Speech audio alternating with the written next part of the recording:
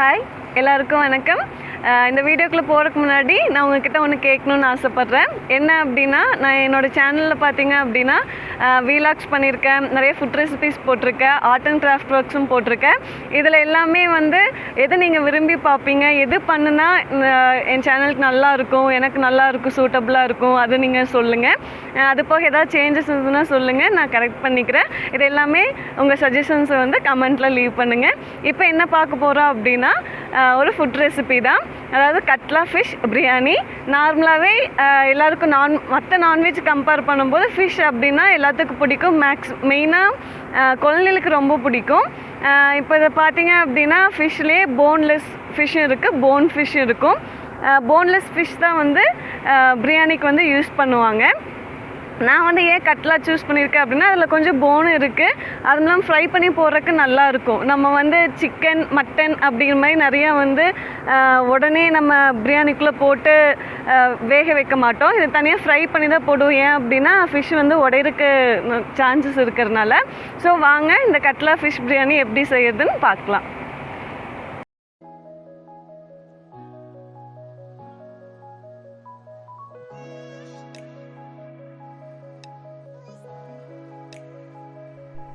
ஒரு கிலோ கட்லா மீன் எடுத்து இந்த மாதிரி நல்லா கழுவி வச்சுக்கோங்க. அதுக்கப்புறம் வீட்டில் அரைச்சி வச்ச பவுடரெல்லாம் போட்டு மிக்ஸ் பண்ணிக்கலாம். பார்த்திங்கன்னா கரம் மசாலா, மிளகு, மல்லி, மிளகாய்த்தூள், சீரகம் இதெல்லாம் ஒரு ஸ்பூன் பவுடராக எடுத்து வச்சுருக்கேன். இதையெல்லாம் எடுத்து மிக்ஸ் பண்ணிக்கோங்க. அது போக இஞ்சி பூண்டு விழுது 2 டீஸ்பூன் எடுத்துக்கோங்க.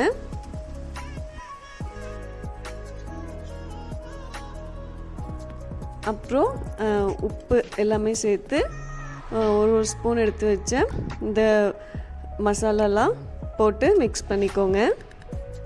அப்புறம் லெமன், அப்போ தான் உங்களுக்கு அந்த புளிப்பு டேஸ்ட் வரும், அதுக்காக லெமன் புளிஞ்சிருக்கிறோம்.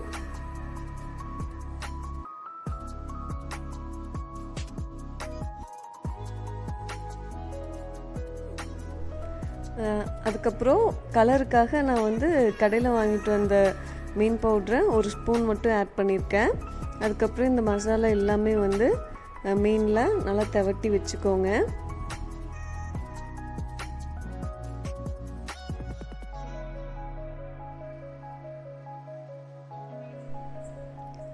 இதை 1 மணி நேரம் ஊற வச்சுக்கோங்க.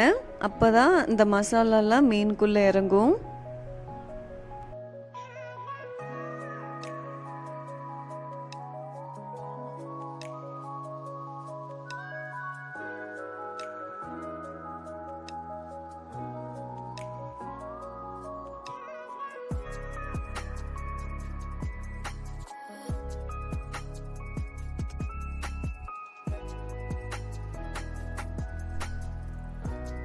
நான் மீன் பொரிக்கிறதுக்காக கடலெண்ணெய் யூஸ் பண்ணியிருக்கேன். நீங்கள் தேங்காய் எண்ணெய் யூஸ் பண்ணாலும் டேஸ்ட்டாக இருக்கும்.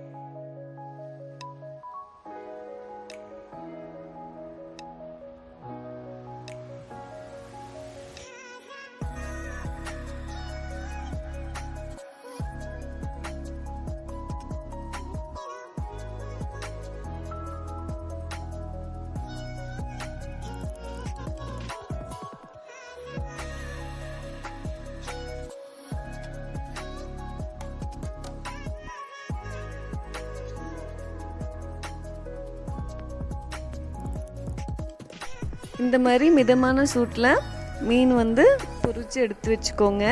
அடுத்தது நம்ம பிரியாணி செய்யறதுக்கு ரெடி பண்ணலாம். சின்ன வெங்காயம், பெரிய வெங்காயம், கறிவேப்பிலை, புதினா, பட்டை, ஏலக்காய், பிரியாணி இலை, கிராம்பு, தக்காளி, தேங்காய் பால், இஞ்சி பூண்டு விழுது, பச்சை மிளகாய் இதெல்லாம் பிரியாணி செய்யறதுக்கு எடுத்து வச்சுக்கலாம். பிரியாணி செய்கிறதுக்கு நான் இந்த மாதிரி பாத்திரம் எடுத்திருக்கேன். அதில் செம்மண்ணெல்லாம் பூசி வச்சுருக்கேன். ஏன்னா அப்போ தான் அடி பிடிக்காது, நம்ம கழுவுறதுக்கும் வந்து ஈஸியாக இருக்கும். நான் வந்து மீன் பொரிச்ச எண்ணெயவே எடுத்து யூஸ் பண்ணியிருக்கேன். அதுக்கப்புறம் நான் சொன்ன எல்லா பொருளும் சேர்த்துக்கோங்க. அது கூட முந்திரியும் சேர்த்து நல்லா வணக்கி விட்டுக்கோங்க.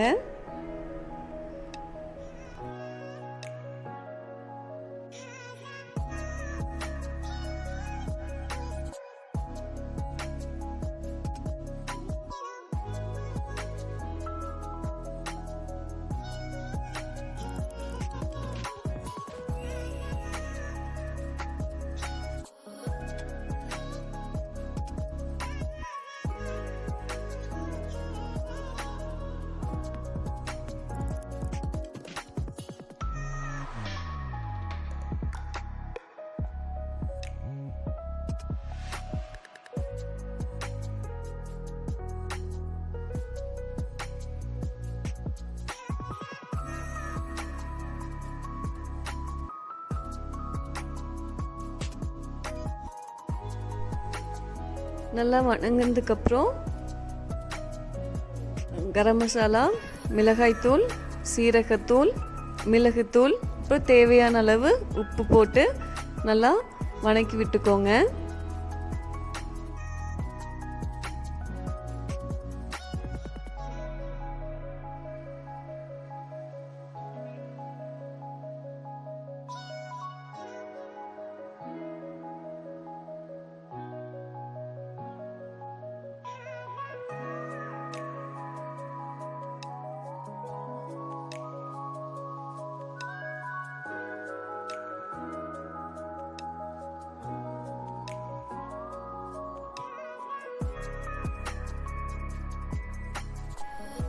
நான் வந்து முன்னாடியே பாஸ்மதி அரிசி ஒரு 1/4 மணி நேரத்துக்கு முன்னாடி ஊற வச்சுருக்கேன். அதையும் வந்து சேர்த்துக்கோங்க.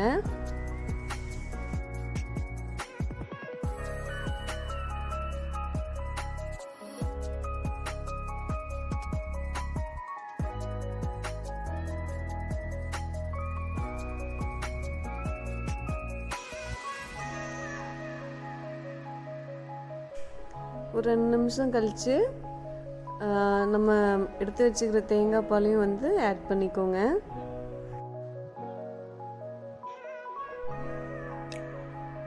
தேவையான அளவு தண்ணி சேர்த்து மூடி வச்சிடுங்க. அரிசி வந்து பாதி தான் வேகணும், முழுசாக வேக வைக்காதீங்க.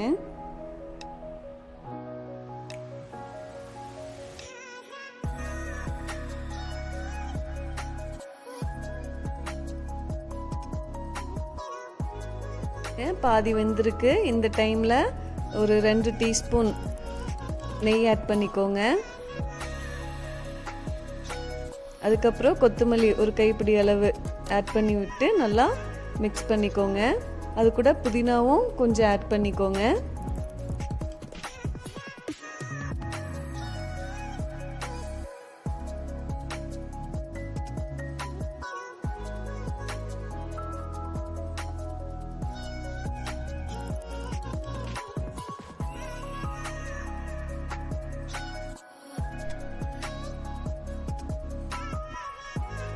இப்போது பொரிச்சு வச்ச மீன் எடுத்து சேர்த்துக்கோங்க.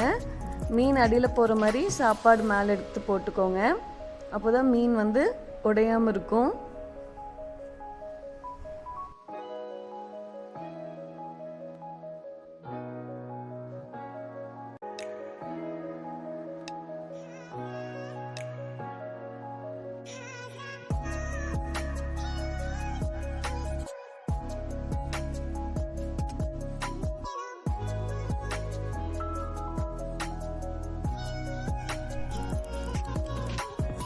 அதுக்கப்புறம் அடுப்பை அணைச்சிட்டு தணலெலாம் எடுத்து மேலே போடுறோம். எதுக்காக அப்படின்னா அந்த மீனும் பிரியாணி சூடாகவே இருக்கிறதுக்காக. இதனால தான் இது பேர் வந்து தம் பிரியாணின்னு சொல்லுவாங்க.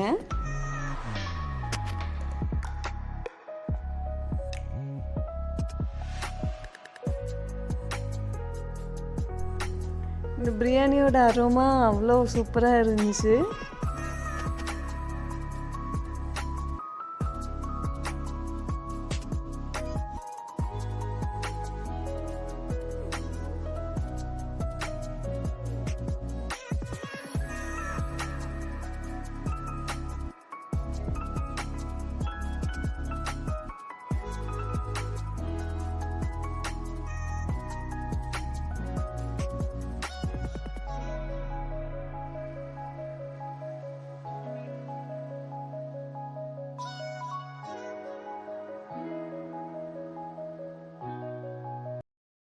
ஃபிஷ் பிரியாணி டேஸ்ட்டாக தான் இருந்துச்சு. ஆக்சுவலாக ஃபிஷ் பிரியாணி கம்பேர் பண்ணும்போது நான் என்னோடய ஃபிஷ் ஃப்ரை தான் ரொம்ப டேஸ்ட்டாக இருந்தது. ஏன் அப்படின்னா அது நான் வந்து கடையில் வாங்கிட்டு வந்த பவுட்ரு வந்து யூஸ் பண்ணல, 1 ஸ்பூன் தான் யூஸ் பண்ணேன். மற்ற எல்லாமே வந்து வீட்லேயே நம்ம ப்ரிப்பேர் பண்ணிருந்தா, லைக் சீரகம், மிளகு, அந்த மாதிரி வந்து நம்ம ஆட் பண்ணி தான் பண்ணியிருக்கோம். உண்மையாக நல்லா டேஸ்ட்டாக இருந்துச்சு. இந்த மீனில் நிறைய சத்து இருக்கிறதுனால இந்த மாதிரி ஒரு பவுடர் காம்பினேஷனில் ஃப்ரை பண்ணி கொடுத்தீங்க அப்படின்னா குழந்தைங்க ரொம்ப விரும்பி சாப்பிடுவாங்க. அப்படியும் பண்ணிக்கலாம். இல்லை உங்களுக்கு பிரியாணி வேணும், பிரியாணி டைப்பில் வேணும் அப்படின்னாலும் நீங்கள் இதை மாதிரி ஃபிஷ் ஃப்ரை பண்ணி பிரியாணியில் ஆட் பண்ணிக்கலாம். பிரியாணி பார்த்தீங்க அப்படின்னா ஏன் நான் டேஸ்ட் கம்பேரிசன் சொன்னேன் அப்படின்னா கொஞ்சம் குழஞ்ச மாதிரி ஆயிடுச்சு. நீங்கள் வந்து தண்ணியை வந்து கம்மியாக ஆட் பண்ணிக்கோங்க, இல்லைனா இது மாதிரி குழஞ்ச மாதிரி ஆயிரும். கண்டிப்பாக இந்த ஃபிஷ் ஃப்ரையும் ஃபிஷ் பிரியாணியும் வீட்டில் ட்ரை பண்ணி பாருங்கள். ட்ரை பண்ணி பார்த்துட்டு எப்படி இருக்குன்னு சொல்லுங்கள். அது போக என்னென்ன ரெசிபீஸ் வேணும் அப்படிங்கிறதும் நீங்கள் ஷேர் பண்ணுங்கள். நிறைய பேர் கேட்டிருந்தாங்க மட்டன் யூஸ் பண்ணி ஏதாவது ரெசிபி பண்ணுங்கள், அது போக ராகியில் களி எப்படி செய்யறது அது எல்லாமே கேட்டிருந்தாங்க. கண்டிப்பாக சீக்கிரமாக அந்த வீடியோஸும் அப்லோட் பண்ணுறேன் உங்களுக்காக. இந்த வீடியோ பிடிச்சிருந்தது அப்படின்னா லைக் பண்ணுங்கள், ஷேர் பண்ணுங்கள், மறக்காமல் கௌசி சோனுக்கு சப்ஸ்கிரைப் பண்ணுங்கள். நெக்ஸ்ட் வீடியோவில் பார்க்கலாம். Bye by.